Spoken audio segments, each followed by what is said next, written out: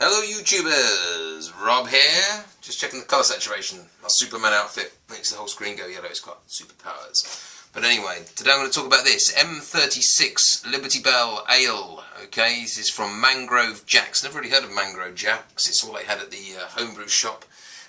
He looked up on a chart and said, right, you want to do a bitter? This is where I finished my Yorkshire bitter from.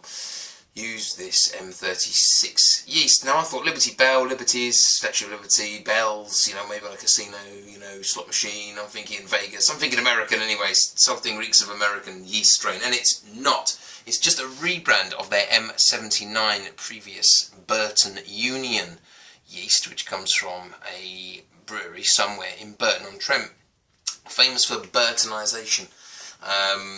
Somewhere above the Midlands, possibly northeast of Birmingham. All I know about Burton is that the guy who's from there, who I sit next to at work, sometimes says Luke instead of look. As in, look at that, Rob. Look at that, Rob. But I digress. Very proud folk, the Burtonians, anyway. But yes, this here then is an English yeast strain. It comes from the Burton Union system of harvesting yeast. It's where you basically don't give it enough blow-off space, so it actually blows off up these clever tubes. They then grab in a collector, and there's a separate kind of air valve on top of that, and that's how you can actually harvest your own yeast. If you want to ever harvest your own yeast using the Burton Union system, Google it, because there's people who show you how to make those on YouTube, in fact. So that's good. Anyway, this stuff, it's not really much of a, you know, a review as such, because I've not actually tasted it yet, but it smells fantastic. It smells really nice, really fruity. It's got, oh, so sweet. It's like appley, pear. I don't even like, I'll go as far as say strawberry. As soon as I kind of rehydrated it and smelt it, I thought, oh, just drink that straight. It's definitely got that kind of like strawberry smell to it. Maybe that's just my nose. But I've pitched it. It's been bubbling away now. Probably reached high crawling after a day or two.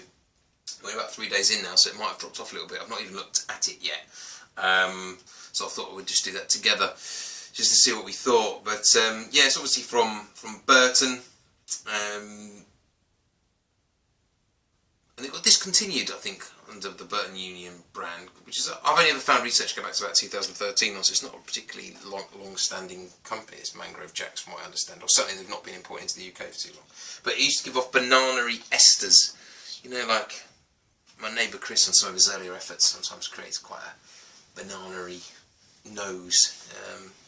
It does wear off actually, and it calms itself, and actually it can be quite desirable in some styles, but I don't particularly like it. I don't want this to taste like banana, and being a Yorkshire bitter, you hope it wouldn't. So I'm really hoping that the profile's pretty you know, neutral really. Like SAO4 or something like that. It's not going to be. It's going to be a bit probably more tasty than that.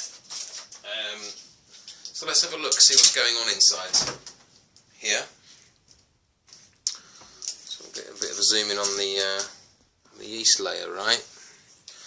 So this is the bucket within a bucket method, so there is a bucket in there, that's not just the colour of the beer. And we're going to have to lift the lid. You can see it's bubbling away. It's been bubbling away quite strong since about 12 hours in. It was really going like the clappers after 18 hours.